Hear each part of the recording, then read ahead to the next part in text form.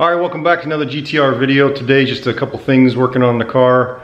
It's going to be the first oil change since the engine build. It's got a mineral break-in oil now, so I'm going to be swapping synthetic back into it.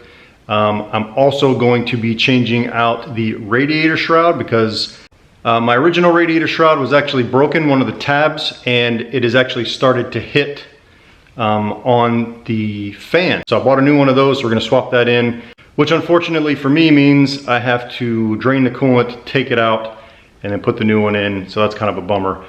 Let's take a look at all the things I got and jump into it. All right, so here's the engine. I got my underhood light going on. I have this in pretty much all my videos because it's so great.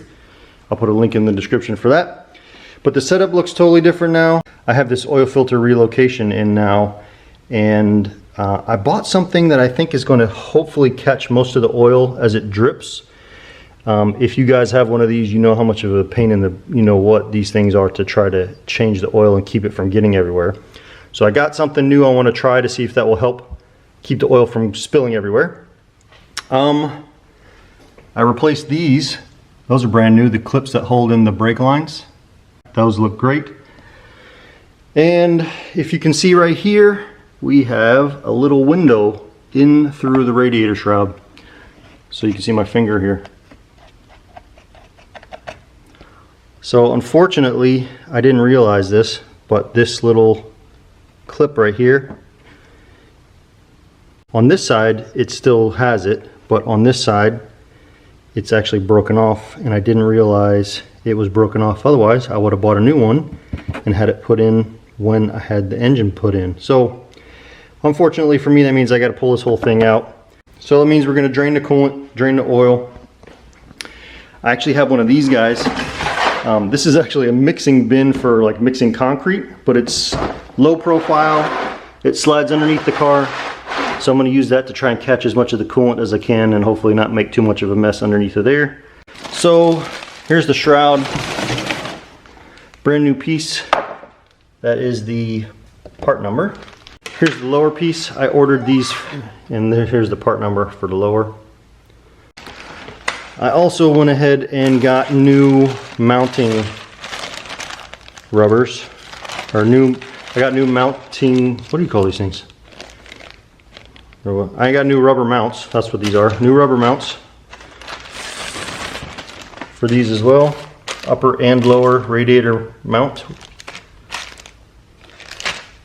So this is the bleeder screw made out of titanium. As you can see, it has a little cutout right there, and that allows you to unscrew this from the top of the engine and allow the air to bleed out without having to take the screw all the way out. This guy fits right there. So this one will come out, this one will go in, and we'll be able to bleed that without having to worry about taking the screw all the way out, which is really pretty cool. All right, let's get into it. All right, I also picked up this thing that's malleable. You can actually bend it to fit. So I think what I'm gonna try and do is stick this up by the radiator in order to hit, because the coolant is gonna come out with some force. So hopefully what it can do is hit this thing and then fall straight down into the catch bucket. And we'll see if that works. I also got this thing to try to stick it underneath of this oil filter like that. I might actually remove these hoses to bend it and put it up a little bit closer, and then wrap it with a bunch of paper towels to see if that will keep all the oil from spilling underneath, basically. All right, well, we'll see if this thing was worth buying or not. All right, I got that little thing bent and stuck up underneath of there. That looks like it's going to work actually pretty well. We'll find out here shortly. But anyway, it's just kind of shoved up underneath of there, and as you can see directly in the middle of your screen, that's the drain. So I'm gonna put this little catch thing in there, and then hopefully put it directly into this, and it'll drain into that pan and hopefully not make too much mess. So let's try it.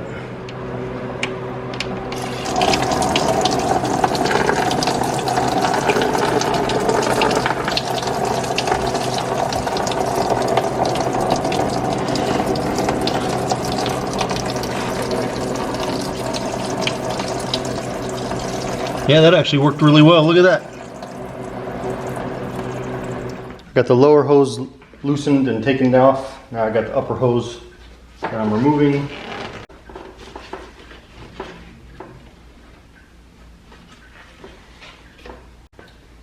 All right, I just got to take these two off right here, and that way I can take these retainers out, and then I'll take the whole thing out. I'll take the radiator out with the shroud all at one fell swoop.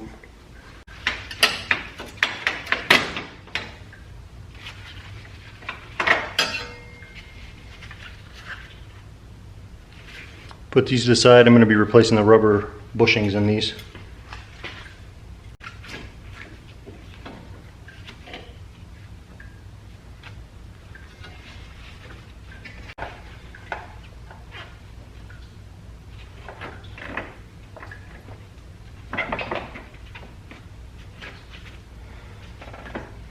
Well, it's definitely a tight fit. I might actually have to go and untuck where the shroud is contacting the lower radiator outlet and then move the shroud around and take these out separately.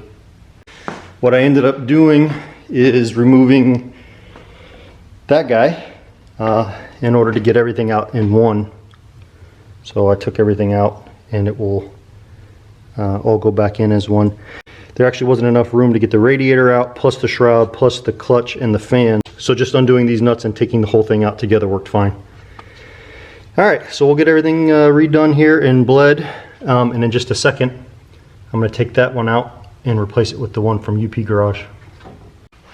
All right, I got the old and the new side by side here. This radiator, you can see, was making contact and putting a hole in it. And then this is the new one here. I got the radiator laid out.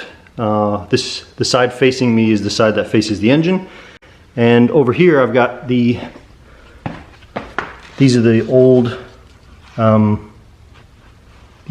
rubber isolators. You can see they're actually they're not dry rotted, but they're definitely old. And you can see this one's interesting because it sits up a little bit higher, and this one's kind of squished down flat. You see that?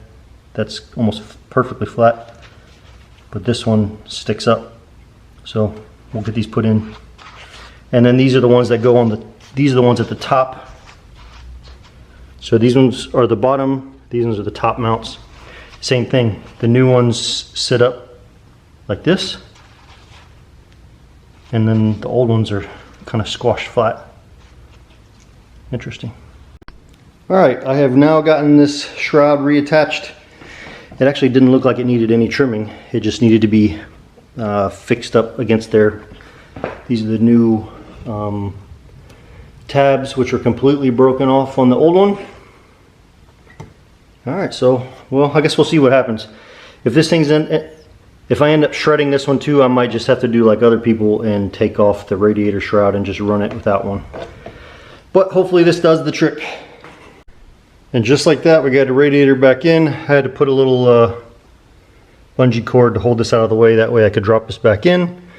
The way that it ended up working is I held the fan with my left hand and I held the radiator with my right, everything kind of all together, and then slid it all down in at one unit. That worked out well. Everything went back in okay. So now I am just going to put the nuts back on to hold the fan clutch. I'll get this put back on. We'll do the mounts.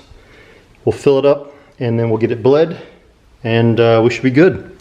I'm also going to change the oil, but you guys know what an oil change looks like, so I'm not going to bore you with filming all of that. I'll pick the filming back up when we're filling this thing up and starting to bleed it. All right, last but not least, we're going to change out that bleeder bolt for the UP Garage vented one.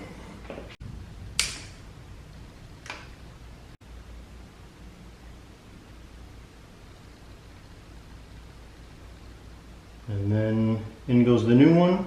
And I don't know if you can see it from that picture or not, but it has that little cutout in it. This is the old one and the new one side by side.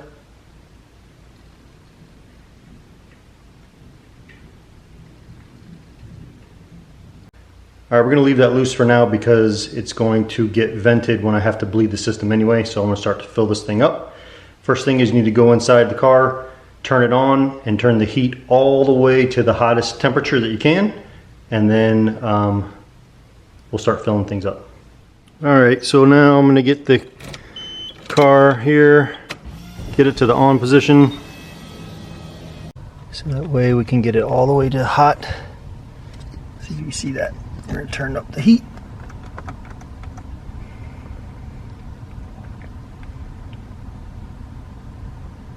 All right, so now you can turn the key off. And then I've got this guy, which you connect, you stick this down into the radiator and it will fill up for you, just like this. We'll get this plugged in, start to fill up the radiator. All right, I can't remember where I left off because I ended up having to stop yesterday and go pick up my kids from camping. So anyway, this is another day.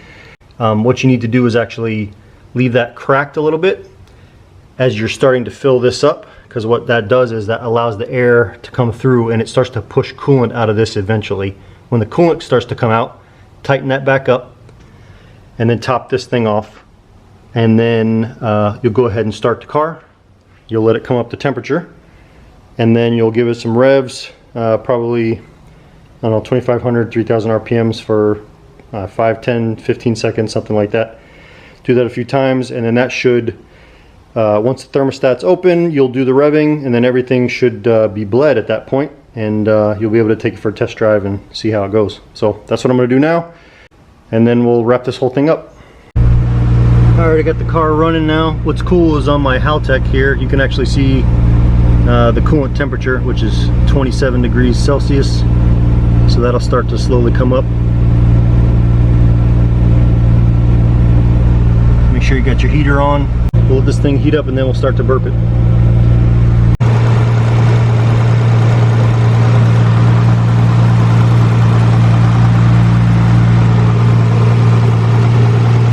See the water starting to bubble in there?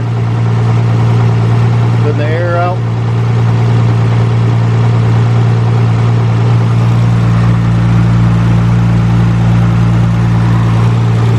Give this a squeeze.